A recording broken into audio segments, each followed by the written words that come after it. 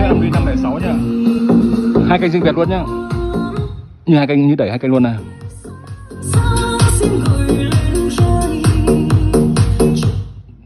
Kênh 2 này. Là kênh gọi là kênh 2, kênh 3 4 là kênh 2 đấy. Đấy. Kênh chỉnh ở đây dễ dàng nhá. Đây là phần mic này, đây có mic này. Đây phần chỉnh của mic này. Mở nhạc đừng để to quá đến mức này nhá, đừng nhảy đỏ là được nhá. Mở tốt to nó không đến đỏ đâu, nhưng mà các bác đánh chơi được đến đỏ được nhá. Cắm dây đơn giản thôi. Nhạc vào đường 1 này, xong rồi đây loa bên kênh 12 đây, kênh 34 đây thôi, thế là được.